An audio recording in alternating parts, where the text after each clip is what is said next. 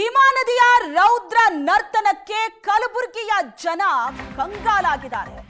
ಮಳೆಯಿಂದಾಗಿ ಜನ ಈಗಾಗಲೇ ಸಾಕಷ್ಟು ಸಮಸ್ಯೆಯನ್ನ ಎದುರಿಸ್ತಾ ಇದ್ದಾರೆ. ಜನ ಮಾತ್ರ ಅಲ್ಲ, ಜಾನುವಾರುಗಳಿಗೂ ಕೂಡ ಸಂಕಷ್ಟ ಎದುರಾಗಿದೆ. ಈ ಮಳೆಯಿಂದ ಜಾನುವಾರುಗಳಿಗಾಗಿ ಸಂಗ್ರಹಿಸಿದ್ದ ಮೇವು ನೀರ್ಪಾಲಾಗಿದೆ. ಭೀಮಾ ನದಿಯ ರೌದ್ರ ನರ್ತನಕ್ಕೆ ಮೇವಿನ ಬಣವೆಗಳೇ ಕೊಚ್ಕೊಂಡೋಗಿದೆ.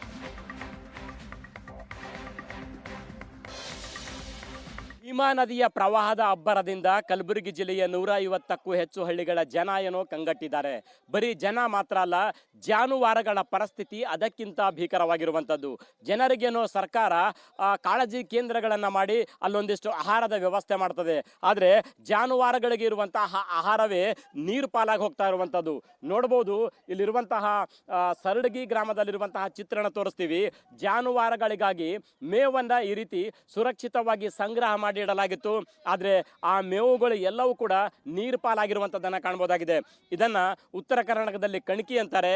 ಜೋಳದ ದಂಟು ಒಣಗಿದ ನಂತರ ದನಗಳಿಗೆ ಮೇವಾಗಿ ಬಳಸಲಾಗುವಂಥದ್ದು. ಇಡೀ ಒಂದು ವರ್ಷದವರೆಗೂ ಇದು ಬಳಕೆ ಆಗ್ತದೆ ಅನ್ನುವಂತಹ ಕಾರಣಕ್ಕಾಗಿ ಈ ರೀತಿ ಸಂಗ್ರಹ ಮಾಡಿ ಸುರಕ್ಷಿತವಾಗಿ ಇಟ್ಟಿದ್ರು. ಆದರೆ ಭೀಮಾ ನದಿಯ ರೌದ್ರ ನರ್ತನಕ್ಕೆ, ಪ್ರವಾಹದ ಅಬ್ಬರಕ್ಕೆ ಈ ಮೇವು ಅಕ್ಷರಶಃ ನೀರಿನಲ್ಲಿ ಮುಳುಗಿ ಕೊಳೆತು ಹೋಗ್ತಾ ಇದೆ. ಇನ್ನೊಂದಿಷ್ಟು ಕೊಚ್ಕೊಂಡು ಹೋಗಿದೆ. ಜನ ಏನೋ ತಮ್ಮ ಆಹಾರವನ್ನ ಸರ್ಕಾರ ಕಾಳಜಿ ಕೇಂದ್ರಗಳನ್ನು ಮಾಡ್ತದೆ, ಅಥವಾ ಬೀಗರು ನೆಂಟರು ಬೇರೆ ಬೇರೆ ಜನರ ಊರುಗಳಿಗೆ ತೆರಳಿ ತಮ್ಮ ಹೊಟ್ಟೆಯನ್ನು ಉಪಜೀವನವನ್ನು ಮಾಡ್ಕೋತಾರೆ. ಆದರೆ ಜಾನುವಾರುಗಳ ಪರಿಸ್ಥಿತಿ ಮಾತ್ರ ಭೀಕರವಾಗಿರುವಂಥದ್ದು. ಯಾಕೆಂತ ಹೇಳಿದ್ರೆ ಒಂದ್ ಕಡೆ ಹೊಲದಲ್ಲಿ ಬೆಳೆದಿರುವಂತಹ ಬೆಳೆಗಳು